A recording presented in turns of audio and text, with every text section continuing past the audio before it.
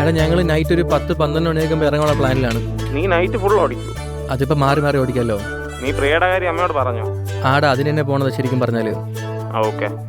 ഇനിയിപ്പോൾ വഹിച്ചിട്ട് കാര്യമില്ല. അമ്മയുടെ അടുത്ത് എങ്ങനെയെങ്കിലും നൈസായിട്ടത് പ്രസൻറ്റ് ചെയ്തേ പറ്റത്തുള്ളൂ. നീ എന്തായാലും വന്നിട്ട് പറയ് ഡീറ്റെയിൽ അമ്മ എന്ത് പറഞ്ഞു. ഹലോ അത് മതി. Hello hello. ഓക്കെ, അപ്പോൾ എന്തായാലും നിന്റെ പരിപാടിയൊക്കെ നടക്കട്ടെ. നീ എന്നെത്തും? ഞാൻ കൂടിപ്പോയ ഒരു 4 ദിവസം അതിനുള്ളിൽ മടങ്ങും. ഓക്കെ. ഇവിടെ എനിക്ക് കുറേ കാര്യങ്ങൾ ചെയ്യാനുണ്ട്. ഓക്കെ ശരിടാ, ബൈ.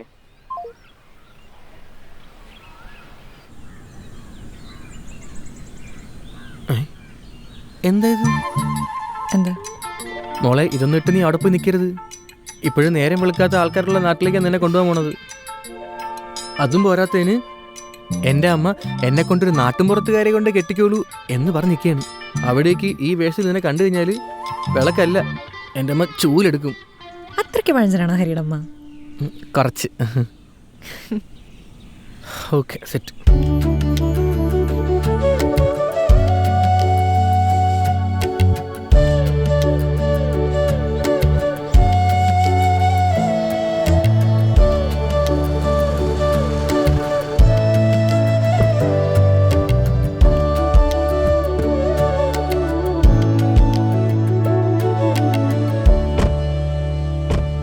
ഇതാണ് എൻ്റെ തറവാട്.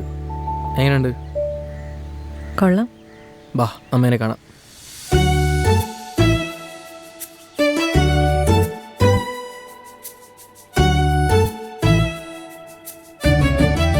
ലക്ഷ്മിക്കുട്ടി, നീ എന്താ ഇവിടെ? ഞാനെന്താ ഇവിടെ എന്നാ? എന്ത് ചോദ്യം എൻ്റെ ലക്ഷ്മിക്കുട്ടി ചോദിക്കുന്നേ? നിനക്കൊന്ന് പറയായിരുന്നില്ലേ വരുന്ന കാര്യം? ഞാൻ പറഞ്ഞിട്ട് വന്നിരുന്നെങ്കിൽ ഞെട്ടി നിൽക്കുന്ന ലക്ഷ്മിക്കുട്ടി അമ്മേനെ കാണാൻ പറ്റുമായിരുന്നോ? ഞാൻ പുറത്തെത്തിയപ്പോൾ തന്നെ നല്ല മാമ്പഴ പുളിശ്ശേരി മണം കിട്ടി. എന്തായാലും ഞാൻ വന്ന സമയം കൊള്ളാം. ഇതുപോലൊരു മാമ്പഴ പുളിശ്ശേരി നീ നിന്റെ ജീവിതത്തിൽ കഴിച്ചിട്ടുണ്ടാവത്തില്ല. വേറെ ലെവൽ ടേസ്റ്റാണ്. അമ്മ, ഇത് പ്രിയ, എൻ്റെ കൂടെ വർക്ക് ചെയ്യുന്ന ആളാണ്. ഇവള് പഠിച്ചൊക്കെ ദുബായിലാണ്. അപ്പോൾ ഞാൻ നാട്ടിൽ വരെന്ന് പറഞ്ഞപ്പോഴേക്കും എൻ്റെ കൂടെ ഇങ്ങനെ വരാമെന്ന് പറഞ്ഞു. ഓക്കെ ശരി, ഞാൻ അമ്മേനെയും കാണിച്ചു തരാമെന്ന് പറഞ്ഞു. നിനക്കൊന്ന് പറയായിരുന്നില്ലേ? ഇപ്പൊ ഈ കുട്ടി വന്നിട്ട് കഴിക്കാനൊന്നുമില്ലല്ലോ. ആന്റിയുടെ കുക്കിങ്ങിനെ പറ്റി ഹരി നല്ല ബിൽഡപ്പായിട്ടാ തന്നേക്കണേ, പ്രത്യേകിച്ച് മാമ്പഴ പുളിശ്ശേരി. ഇവൻ ചുമ്മാ പറയുന്ന നമ്മളെ. അല്ല, ഇതെന്താ പ്രത്യേകിച്ച് പായസം ഉണ്ടാക്കി വെച്ചേക്കുന്നേ? എനിക്ക് തോന്നി ഉണ്ടാക്കി. ഓ, ഞാൻ വരുന്നു വിചാരിച്ചു. നിങ്ങളൊന്നും കഴിച്ചിട്ടുണ്ടാവില്ലല്ലോ. എവിടുന്ന് കഴിക്കാൻ നല്ല വിശപ്പുണ്ട്. പോയി കൈ കഴുകിട്ട് വാ. ഓക്കെ, ബാ കൈ കഴുകിട്ട് വരാം.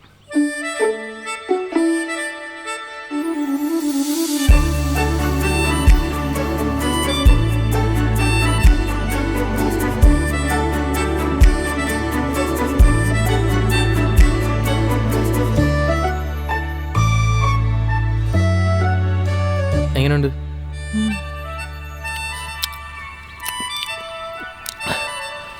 ഞാൻ നിനക്ക് സ്ഥലം കാണിച്ചു തരാം. ബാ. പണ്ട് ഞാൻ ആരും കാണാതെ സിഗരറ്റ് വലിക്കുന്ന സ്ഥലമാണ് ഇവിടെ. പിന്നെ ഇടയ്ക്ക് ഒരു ബിയർ കൊണ്ടുവരും, എന്നിട്ട് ആരും കാണാതെ രാത്രി എന്നടിക്കും. എങ്ങനെയാ ഹരി ഇതുപോലൊരു സ്ഥലം മിസ് ചെയ്ത് ബാംഗ്ലൂർ വന്ന് നിൽക്കാൻ പറ്റണേ? എടാ, എൻ്റെ 20 വയസ്സ് വരെ ഞാൻ ജനിച്ചതും വളർന്നൊക്കെ ഇവിടെയാണ്. അപ്പോൾ എനിക്കിതൊരു ഭയങ്കര നോർമൽ ഫീലാണ്. നിനക്ക് തോന്നിയ ഒരു എക്സൈറ്റ്മെൻറ്റ് എനിക്ക് കിട്ടത്തില്ല. അപ്പം അമ്മയെ മിസ് ചെയ്യാറില്ലേ? ഞാൻ അമ്മേനെ പണ്ട് മുതലേ വിളിക്കുന്നതാണ് ബാംഗ്ലൂരിലേക്ക് താമസം മാറാനായിട്ട്. പക്ഷെ അമ്മ പറയും അച്ഛൻ മരിച്ച് ഇവിടെ ആയതുകൊണ്ട് ഞാൻ വരത്തില്ലെന്നൊക്കെ. ഹരിയുടെ എത്രാമത്തെ വയസ്സിൽ അച്ഛൻ മരിക്കുന്നത്? എനിക്കിന്ന് 5 വയസ്സെന്തോ ആണ്. അച്ഛനുമായിട്ട് അങ്ങനെ ഓർക്കാൻ പാകത്തിലുള്ള മെമ്മറീസ് ഒന്നും എനിക്കില്ല. എനിക്കും അമ്മയ്ക്കും അച്ഛനങ്ങനെ കിട്ടിയിട്ടില്ല എന്ന് പറയുന്നതായിരിക്കും കുറച്ചുകൂടെ നല്ലത്. ഫുൾ ടൈം ഓരോ രാഷ്ട്രീയമായിരുന്നു. ഒരുപക്ഷെ ആ പ്രസ്ഥാനം തന്നെ ആയിരിക്കാം അച്ഛനെ കൊലക്കി കൊടുത്തതും. അച്ഛൻ മരിക്കുമ്പോൾ അമ്മയ്ക്ക് 26 വയസ്സെന്തോ ആണ്. 26 വയസ്സോ? ലൈഫ് തുടങ്ങുന്ന പ്രായം. അമ്മ പിന്നെ വേറെ കല്യാണം നോക്കാത്ത എന്താ? ആൻറ്റീനെ സമ്മതിക്കണമല്ലേ? സ്ട്രോങ് ആയി നിന്നെ വളർത്തിയെടുത്തില്ലേ? അമ്മേനൊരു സെക്കൻഡ് മാരേജ് കഴിപ്പിക്കുന്നതിനെ പറ്റി നീ ഒരിക്കലും ചിന്തിച്ചിട്ടില്ലേ? എന്തോന്ന് നീ എന്തൊക്കെയാ പറയുന്നേ? ആരോ വന്നു തോന്നുന്നു. വാ.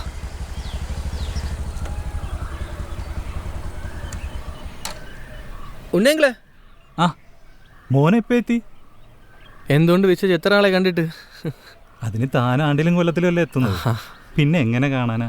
ഇടയ്ക്ക് വിളിച്ചുകൂടെ തനിക്ക്? എപ്പോഴും വിളിക്കണം വിചാരിക്കും, പിന്നെ ഓരോ തിരക്കായിട്ടങ്ങ് വിട്ടു. എല്ലാവർക്കും തിരക്ക് തന്നെ. അങ്കിൾ ഇത് പ്രിയ, എൻ്റെ കൂടെ ഓഫീസിൽ വർക്ക് ചെയ്യുന്നതാണ്. പ്രിയ, ഇത് ഉണ്ണിയങ്കിള്, അച്ഛൻ്റെ ക്ലോസ് ഫ്രണ്ടായിരുന്നു. അങ്കിള് ഞാൻ വന്നു എന്ന് അറിഞ്ഞ് വന്നതാണോ? അമ്മ ഒരു മരുന്ന് വാങ്ങണ കാര്യം പറഞ്ഞിരുന്നു. ഓ, അതുകൊണ്ട് വന്നതാ. താൻ വന്നു എന്ന് ഈ വണ്ടി കണ്ടപ്പോൾ എനിക്ക് മനസ്സിലായി. ഞാൻ അമ്മേനെ വിളിക്കാം. അമ്മേ, ദേ ഉണ്ണിയങ്കിൾ വന്നേക്കുന്നത്. അതെ വരുന്നേ. പിന്നെ എന്തൊക്കെയാ തൻ്റെ വിശേഷങ്ങൾ? ജോലിയൊക്കെ എങ്ങനെ പോകുന്നു? നല്ല തന്നെ. ഒരു വിശേഷമുണ്ട്, അത് ഞാൻ പറയാം. ഇതാ, സ്ഥിരം കഴിക്കുന്ന മരുന്ന് കിട്ടിയില്ല. ഇത് വേറെ കമ്പനിയുടെ, കഴിക്കുന്നതുകൊണ്ട് കുഴപ്പമൊന്നുമില്ല. ശരി, ഓക്കെ, ഞാൻ പോവാ. Okay, party meeting. ശരി ശരി. ഉണ്ണി ഒന്ന് നിന്നേ, ഇപ്പൊ വരാം. കുറച്ച് മാമ്പഴ പുളിശ്ശേരിയും പായസാണേ. എന്നാ ശരി. അങ്കിളെ ഒരു minute. Happy birthday. Thank you. രതീഷിൻ്റെ വാട്സാപ്പ് സ്റ്റാറ്റസ് കണ്ടായിരുന്നു. ശരി.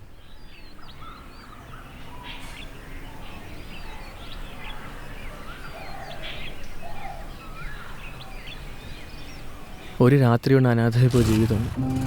2010 ഉരുൾപൊട്ടലിൽ ഭാര്യയും പോയി, മക്കളും പോയി.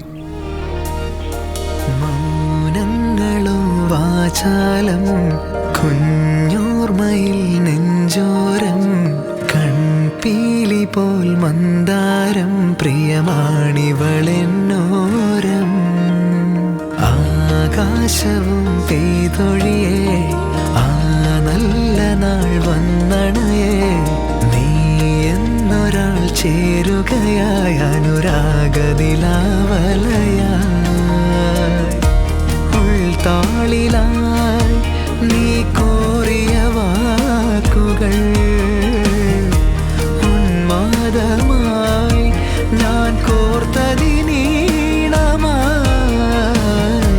മുന്നാഴിയിൽ നീ മൂടിയ നാണവും മൂവന്തിയിൽ നാം തേടിയ മൺകുടിലും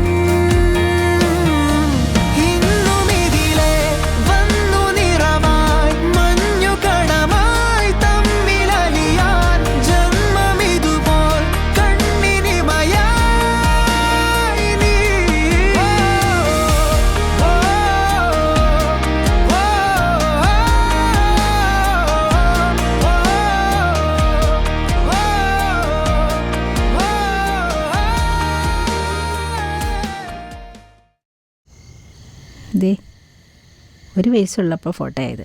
ഇതിലാന്ന് തോന്നുന്നത്. നിങ്ങൾ ഇഷ്ടത്തിലാണല്ലേ? എനിക്ക് മനസ്സിലാവും. ആൻറ്റി, അത് ആൻറ്റിയല്ല, അമ്മ. അങ്ങനെ വിളിച്ചാൽ മതി കേട്ടോ. എന്നെക്കൊണ്ട് സമ്മതിപ്പിക്കാനാണല്ലേ അവൻ്റെ ഈ കാട്ടിക്കൂട്ടലുകളൊക്കെ? അവൻ എന്താണ് ഇഷ്ടം അത് തന്നെയാണ് എൻ്റെ ഇഷ്ടം. എനിക്കാണെങ്കിൽ മോളെ ഇഷ്ടമായി. മോളുടെ അച്ഛനും അമ്മയൊക്കെ? എനിക്ക് 10 വയസ്സുള്ളപ്പോൾ സെപ്പറേറ്റ് ആയത് അവർ. ഇപ്പം രണ്ടുപേരും അവരവരുടെ ഫാമിലിയൊക്കെ ആയിട്ട് ദുബായിലുണ്ട്. എല്ലാ മാസവും ചിലവിന് കാശായി ചേർന്നൊരു ബന്ധം, അതുമാത്രമേ ഇപ്പം ഞങ്ങൾ തമ്മിലുള്ളൂ.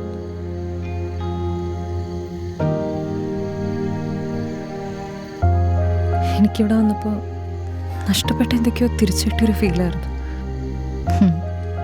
ആരുമില്ല എന്ന് വിചാരിക്കണ്ട കേട്ടോ. മോൾക്ക് ഇനി അമ്മയുണ്ട്.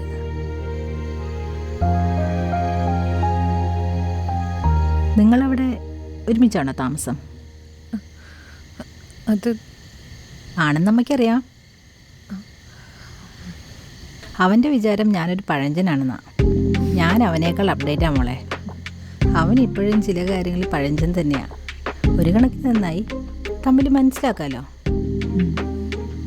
അവന് ചില കാര്യങ്ങളിൽ ഇച്ചിരി പിടിവാശി ഉണ്ടെന്നേ ഉള്ളൂ. ആളൊരു പൊട്ടനാ. എന്താ രണ്ടുപേരും കൂടെ പരിപാടി?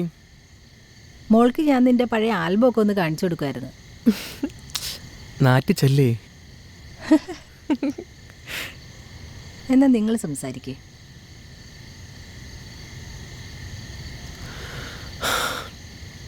എന്തായിരുന്നു അമ്മയായിട്ട് കാര്യമായിട്ട് സംസാരം?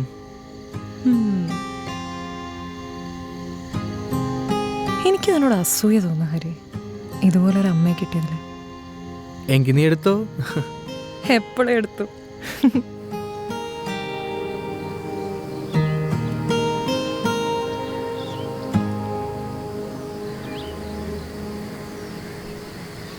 അമ്മേ. എന്താടാ? അമ്മ, ആ എനിക്ക് അമ്മയുടെ അടുത്തത് എങ്ങനെ പറയണമെന്നൊരു നീ പിടിയില്ലായിരുന്നു. പറഞ്ഞോ? അമ്മ ഓക്കെ അല്ലേ? അവളെ ഇഷ്ടപ്പെട്ടല്ലോ അല്ലേ? എനിക്കിഷ്ടമായിടാ, നല്ല വെച്ചല്ലേ അത്. ആ, എനിക്ക് വേറൊരു കാര്യം കൂടെ പറയാനുണ്ടായിരുന്നു. എന്താടാ പറഞ്ഞോ? നമുക്ക് കല്യാണം ഉടനെയാണ് നടത്തണം. ആ കാരണം എനിക്ക് US നിന്ന് ഒരു ഓഫർ വന്നിട്ടുണ്ട്. 6 മാസത്തിനകം എനിക്ക് അവിടെ ജോയിൻ ചെയ്യണം. അമേരിക്കയ്ക്കോ? ആ അതെ, നല്ല ഓഫറാണ്, കുറച്ച് പേർക്ക് കിട്ടുന്ന ഓഫറാണ്. പക്ഷേ എനിക്ക് അമ്മയുടെ കാര്യം ആലോചിച്ചപ്പോഴാണ് ഒരു വിഷമം. ഞാൻ പോയി കഴിഞ്ഞാൽ പിന്നെ അമ്മ ഒറ്റയ്ക്കാവത്തില്ലെന്നാണ് ഞാൻ ആലോചിക്കുന്നത്. അതൊന്നും കുഴപ്പമില്ലടാ, നീ പോയിക്കോ. ഞാനല്ലെങ്കിൽ ഇവിടെ തനിയല്ലേ, നീ ധൈര്യമായിട്ട് പോകാനുള്ള കാര്യങ്ങളൊക്കെ നോക്കിയോ. അമ്മ 1 വർഷത്തെ കാര്യമുള്ളൂ, അത് കഴിഞ്ഞാൽ ഞാൻ അമ്മേനെ തിരിച്ചങ്ങ് കൊണ്ടുപോകാം. ഞാൻ അമേരിക്കയ്ക്കോ? ഒന്ന് പൊയ്ക്കേടാ അവിടുന്ന്. അമ്മേ, ഞാൻ കാര്യമായിട്ടാണ് പറഞ്ഞത്. ഞാനൊന്നുമില്ല, എനിക്ക് വിമാനത്തിൽ കയറാൻ പേടിയാ. നീ പോകാനുള്ള കാര്യങ്ങളൊക്കെ നോക്കിയോ.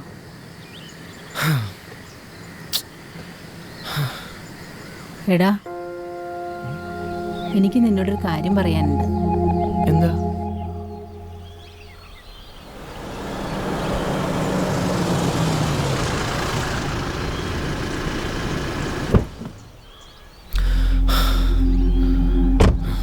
ആ ധാര ഇത്. വാ വാ. എന്താ മോനെ ഇങ്ങോട്ടേക്കൊക്കെ വരാൻ തോന്നിയത്? അങ്കിളെ, അമ്മ എല്ലാം പറഞ്ഞു. വളരെ മോശമായിപ്പോയി. നിങ്ങൾ ഇങ്ങനെയല്ല ഞാൻ കണ്ടത്. ഒന്നിലും അച്ഛൻ്റെ ബെസ്റ്റ് ഫ്രണ്ട് ആയിരുന്നല്ലോ നിങ്ങൾ. മോനെ, ഞാൻ പോകുമ്പോൾ അമ്മേനെയും കൊണ്ടുപോകും. ഇനി അമ്മേനെ കാണരുത്, എനിക്കിത് ഇഷ്ടമല്ല. ഞാൻ എന്തെങ്കിലും പറഞ്ഞാൽ കൂടിപ്പോവും. അത് നിങ്ങൾ താങ്ങത്തില്ല.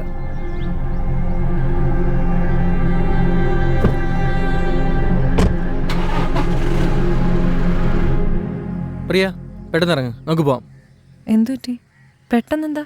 ആന്നുമില്ല, നീ പെട്ടെന്ന് ബാഗ് ബാക്കി, നമുക്ക് പോവാം. അല്ല, എങ്ങോട്ടാന്ന് പറ. ഇനി അച്ഛൻ്റെ ഇമോഷൻ പറഞ്ഞ് ഇവിടെ നിൽക്കാൻ ഞാൻ സമ്മതിക്കത്തില്ല. ഞാൻ പോകുമ്പോൾ കൂടെ കയറി പോര്, അല്ലെങ്കിൽ നാട്ടുകാരെ കളിയൊക്കെ കേൾക്കേണ്ടി വരും.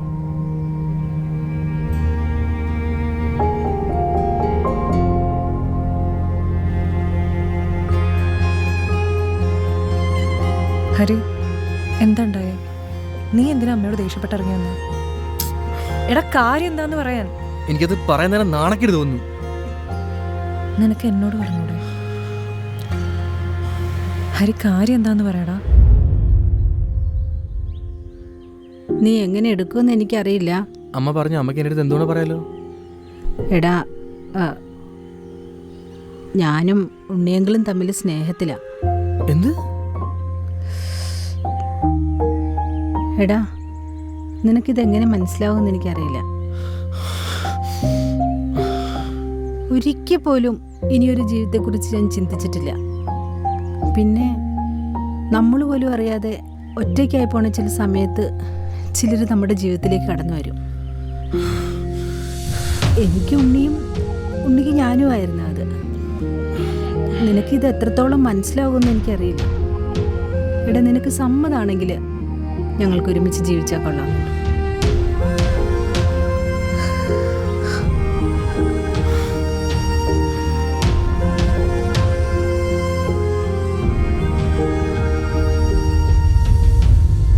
ഇതിന് നീ എന്തിനാ ഇത്ര ദേഷ്യപ്പെടുന്ന ഹരി?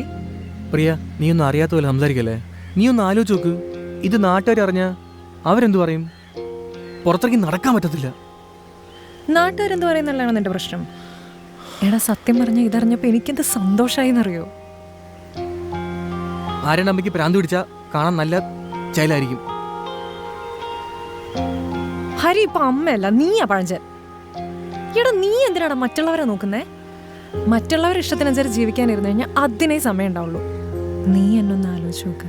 അച്ഛൻ മരിച്ചതിന് ശേഷം ഇത്രയും കാലം അമ്മ നിനക്ക് വേണ്ടിയില്ലേ ജീവിച്ചേ? ഇപ്പം നിന്റെ ലൈഫ് ഓൾമോസ്റ്റ് സെറ്റായി കഴിഞ്ഞപ്പോൾ അമ്മയ്ക്ക് ആഗ്രഹമുള്ള ലൈഫിനെ പറ്റി അമ്മ നിന്നോട് പറഞ്ഞു.